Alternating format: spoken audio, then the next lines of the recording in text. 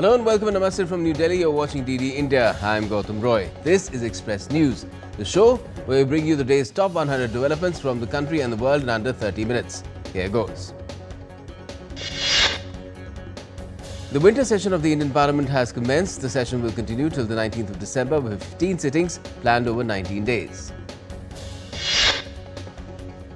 Prime Minister Narendra Modi has urged all political parties to prioritize delivery over disruption and to approach the session with responsibility and balance.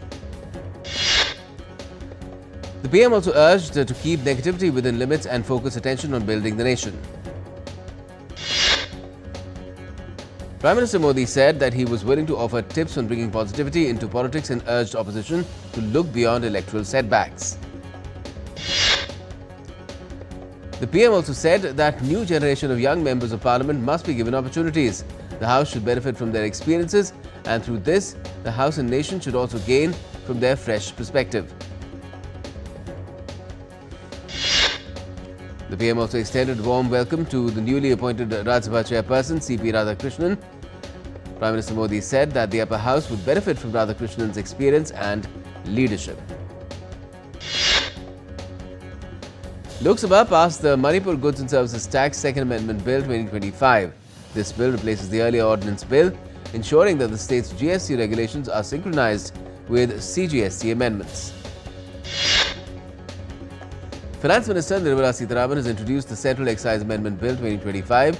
The bill will replace the current GST compensation cess on cigarettes, chewing tobacco and scented tobacco.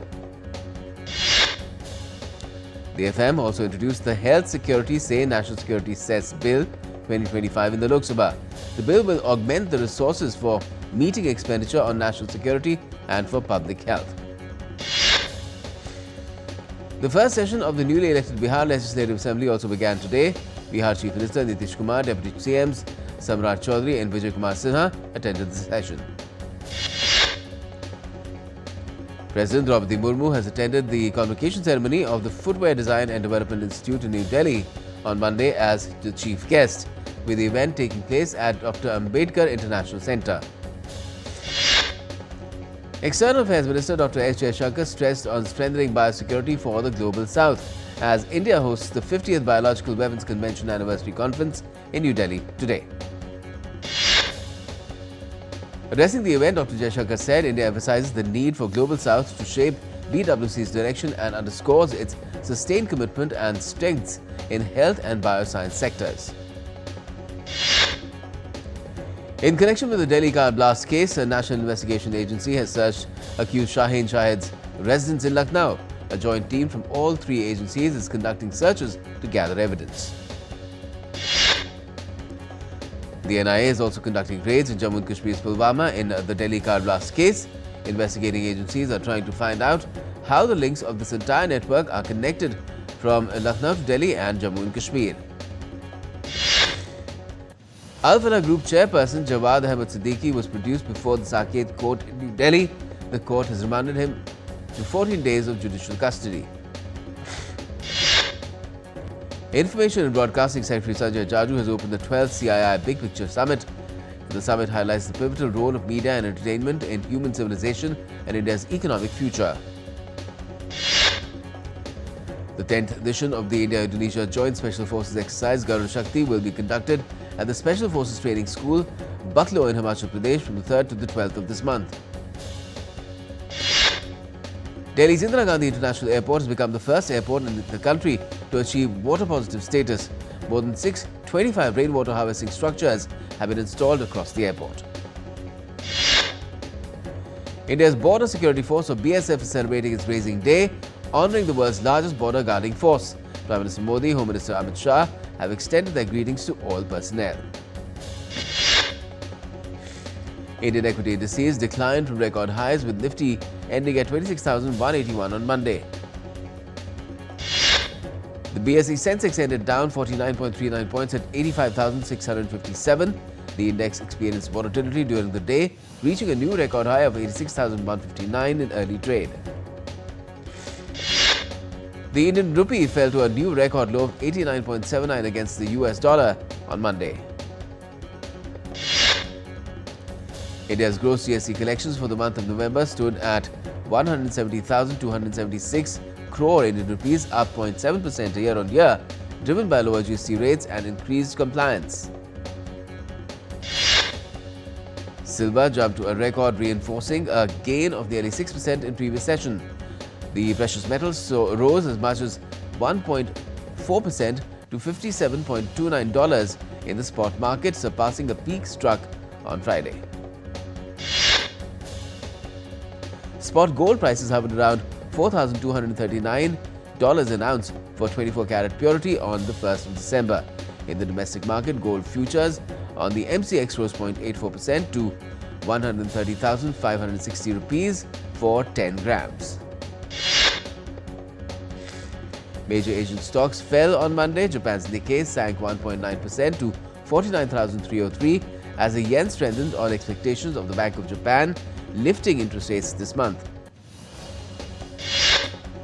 The yen rose to nearly a two-week high of 155.39 against the USD on Monday.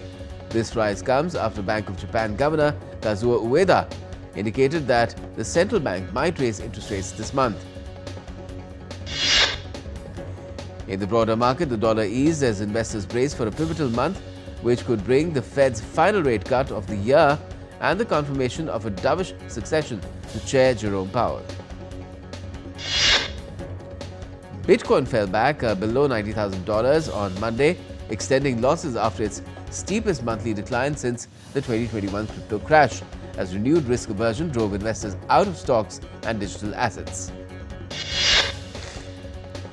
U.S. Secretary of State Marco Rubio described Sunday's meeting between U.S. and Ukrainian officials in Florida as very positive, noting that work still remains to end Russia's conflict in Ukraine. Special Envoy Steve Witkoff is set to travel to Moscow on Monday, where he's expected to meet Russian counterparts for further talks this week. U.S. President Donald Trump confirmed he spoke with Venezuelan counterpart Nicolas Maduro, but gave no details about the conversation. Maduro's administration is yet to comment on the call as well. A day earlier, Donald Trump declared Venezuela's airspace closed in its entirety, sparking confusion in Caracas. He denied the comments signaled imminent strikes, but acknowledged concerns over a reported second U.S. military strike in the Caribbean. Venezuela's National Assembly will form a special commission to investigate U.S. President Donald Trump's deadly strikes on suspected drug trafficking boats off the Venezuelan coast and in the eastern Pacific Ocean. The congressional body's president, Jorge Rodriguez, said the investigation would look into a Washington Post report that said U.S. Defense Secretary Pete Hegseth ordered all people aboard one of the boats to be killed during a strike in September. Lithuania's Vilnius airport suspended flights Sunday after suspected balloons entered its airspace, marking the 10th closure since October. Lithuanian authorities accused Belarus of enabling smugglers to use weather balloons for moving contraband, calling it a hybrid attack. The Belarus President Alexander Lukashenko dismissed Lithuania's claims as a crazy scam and accused the West of waging hybrid war, deepening regional divisions. Australia's plan to ban social media for children under 16 is facing pushback from parents of child influencers. They argue online platforms help build identity and digital skills. Nastrias Fura, the Conservative National Party candidate backed by U.S. President Trump, leads Honduras' presidential election with just over 40% of the votes counted, preliminary results showed on Monday.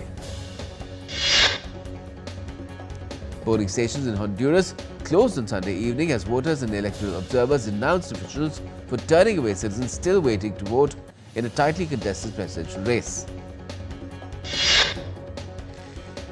South Africa's President Cyril Ramaphosa has dismissed U.S. President Trump's threat to exclude Pretoria from next year's G20 summit, calling it baseless and reaffirming South Africa's founding membership. G20 wrapped up its annual summit under South Africa's presidency in November. All members participated throughout the year except the US, which skipped the Leaders Summit and final preparatory sessions. Hong Kong police on Monday released a university student who had been detained after distributing flyers calling for an independent investigation into a deadly housing estate fire that killed at least 146 people. According to authorities in Hong Kong, more than 40 people are still missing following last week's devastating blaze at Wang Fuk Court, a residential estate in Tai Po near the mainland border. Saudi Energy Minister Prince Abdul Aziz bin Salman called Sunday's OPEC Plus meeting a turning point as the group approved a new mechanism to assess members' maximum production capacity. The OPEC Plus agreed Sunday to leave oil production levels unchanged for the first quarter of 2026. The group, which pumps half of the world's oil, has already released 2.9 million barrels per day into the market since April 2025. South Korea's largest e-commerce firm, Coupang, apologized after unauthorized access exposed personal information from 33.7 million customer accounts. The incident adds to a string of data leaks at major South Korean companies. Coupang, often called the Amazon of South Korea, faces public scrutiny as CEO Park Tae-jun offered a formal apology to customers and the wider public, acknowledging the inconvenience caused by the breach. Time now for a quick break in Express News. Keep watching DD India.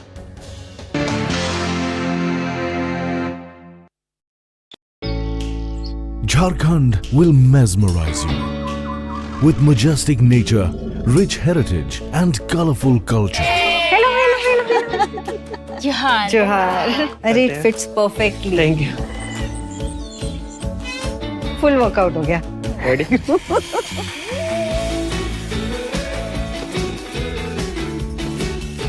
Postcards from Jharkhand on National Geographic.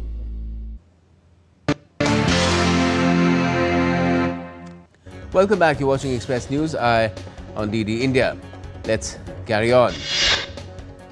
Now, Colombian authorities have planned Coconuco village under orange alert due to a possibility of Purés volcano eruption. The Purés, located about 600 kilometers from Bogota and near the city of Popayan, is one of Colombia's most active and closely monitored volcanoes, last experiencing a major eruption in 1977.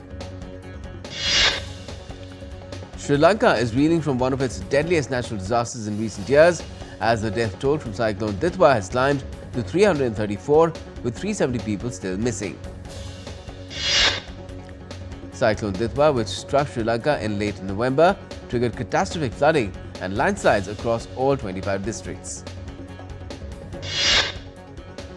India has intensified operations under Sagar Bandhu, deploying helicopters and disaster response force teams across Sri Lanka's hardest hit regions. Indian warship INS Sukanya docked at Trincomalee Monday with relief supplies, while the last batch of stranded Indian passengers at Colombo's airport were flown home. Indian Air Force's helicopters evacuated 400 passengers, including more than 30 foreign nationals from countries such as Germany, South Africa, the UK and Bangladesh, alongside Sri Lankan citizens. A C-130J aircraft delivered humanitarian supplies to Colombo, including 4 tons of Bhishma modular trauma cubes and 5 tons of medical aid. India's weather department said that the cyclonic storm Ditwa has now weakened into a deep depression and is moving slowly northwards parallel to the Tamil Nadu Puducherry coast and South Andhra Pradesh coast. The Indian Met Department has downgraded the red alert to orange, forecasting heavy rain with isolated light thunderstorms in parts of Chennai. Pope Leo greeted cheering crowds in Lebanon on Monday as he travelled to visit the tomb of Saint Charbel at the Saint Maroon Monastery. His stop comes after a 4-day trip to Turkey. A 900-pound Aston Martin DB5 left unused for decades has been fully restored. Aston Martin Works spent 4 years returning the iconic James Bond car to showroom condition. It is now valued at £1 million. Thousands visited Prague's Old Town Square as the city opened its annual Christmas market, a 15-meter tree from the Pardubis region, and dozens of wooden stalls added to the festive mood. Brazil's Rio de Janeiro kicked off the Christmas season with an 80-meter illuminated tree at the Botafogo beach. Thousands gathered to watch the towering structure light up in the night. The display marked one of the city's biggest festive moments. In Australia's Bad Tats Mansdorf, the Goldenhuber family has turned its 1.3-acre property into Europe's largest Christmas house. Nearly 1 million lights and 250 inflatable figures decorate the estate. The dazzling display attracts thousands of visitors every year.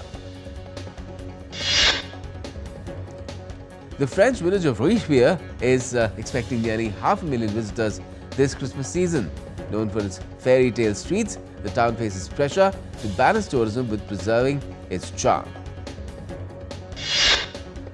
Brussels' iconic Grand Palace has opened the Christmas season with a spectacular sound and light show. This year's edition, Echoes of Colours, projects vibrant visuals onto the City Hall tower, drawing crowds to the illuminated square. The festive show will run till the 1st of January 2026. Dozens of dogs and their owners paraded through London streets in festive holiday outfits. The colourful event raised funds and promoted awareness for rescue dogs worldwide.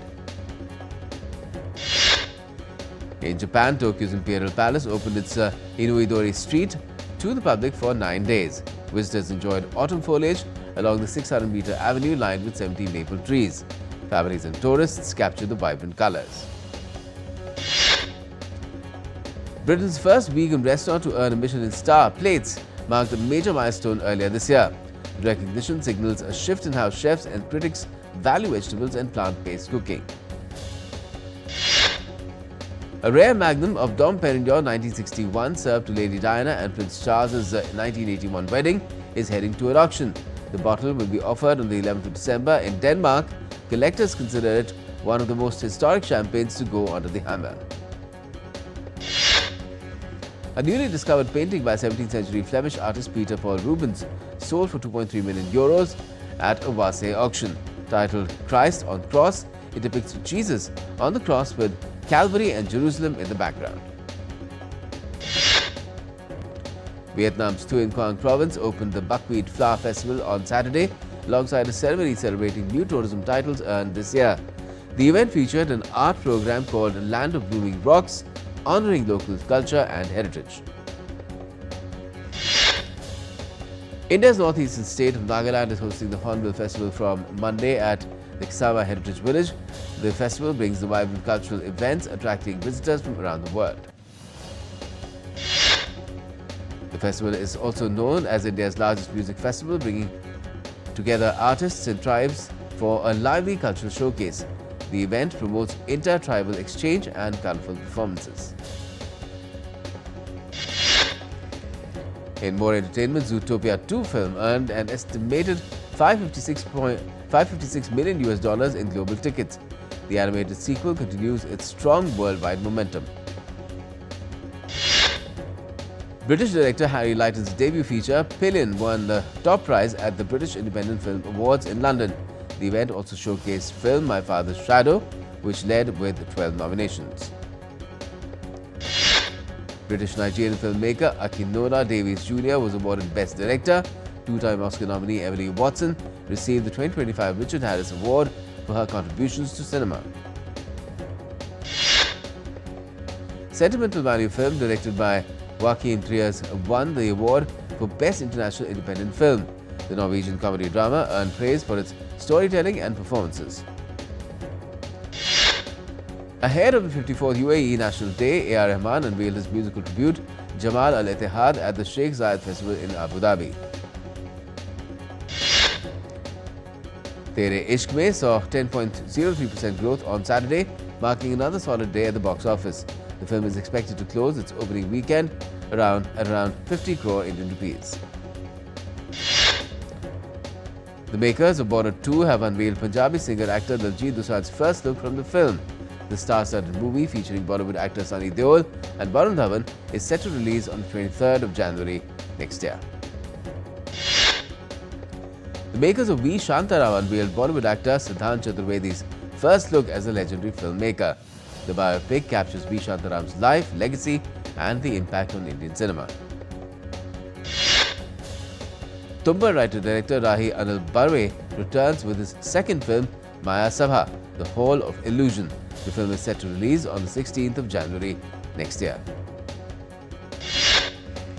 An action-packed teaser has been released for film Akhanda 2, starring Indian actor Nandamuri Balakrishna. The film is set to release on the 5th of this month.